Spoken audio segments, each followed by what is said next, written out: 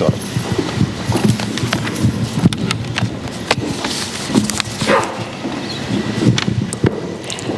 Good evening.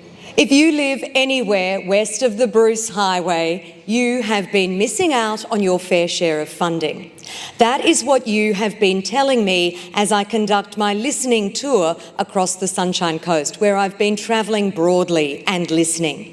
This is a very important time in history. We're growing. That offers us tremendous opportunities, but together we need to manage that growth to protect our lifestyle, our unique way of living here, and our environment. We only get one chance. We can't put the needs of those to come ahead of those who are already here. That must all be considered.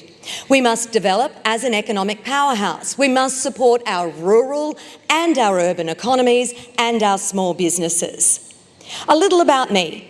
I have been a presenter and journalist for 7 News for 29 years. Today is my anniversary, and a lecturer, researcher and academic at the University of the Sunshine Coast for 24 years.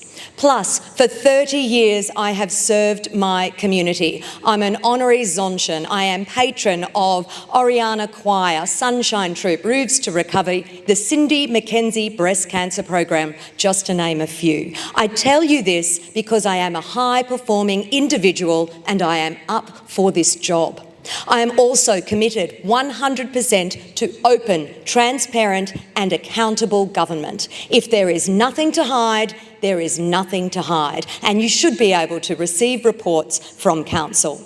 We want a Council that does things for you, not to you. I've also lived through an incredibly difficult time recently. It was in business where we lost our house, I lost my mother, and our business within 6 months. And we moved to West Woombye to live with family for a few years. So I do understand what a lot of members in our community are facing right now as the cost of living crisis begins to bite. But you know what? It's not about me. It's about you and what you want for our community. I have a 10-point plan. It's on the banner, it's in the brochures that you have, it's on my website. When it comes to infrastructure, we are well behind what we should have, and we need to work with state and federal governments to make sure that we can play catch-up. People in the hinterland tell me they want to be part of the solution for affordable housing, because that is something that we're also behind in. With that, tiny homes, secondary dwellings, so long as there are the checks and balances in place, then that all should be possible. We have to treat it like the housing crisis that it is. Transport. We know, if you're from the hinterland, that transport is really something that has been lacking and needs improvement. I think we need hop-on, hop-off buses that will take us to the transport nodes where we can go north, south and east and west. And they should be free, at least for children and seniors, to change the culture about public transport. That's the only way we're going to fix our traffic problems quickly, because roads and rail, we know how long they take to build. It takes a long time. Did you know that $18 million of your transport levy went into studies on light rail down at the coast? No one wanted the light rail, it's off the cards, and $18 million of your transport levy went there.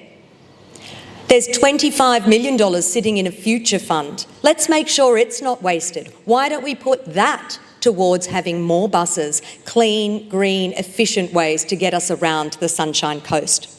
Let's talk specifically about the hinterland.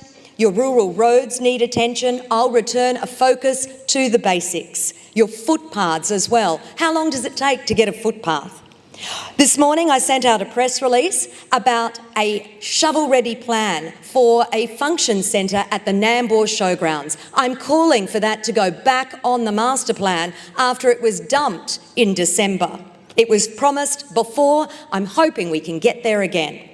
Nambour is the only showgrounds in Queensland, other than Cairns, that doesn't allow RVs to stay overnight. Perhaps we could do that. Speaking of business, let's activate CBD. We need people living there, so we need some density in Nambour. Think West End, think New Farm in Brisbane. It is possible. I plan to continue my listening tour.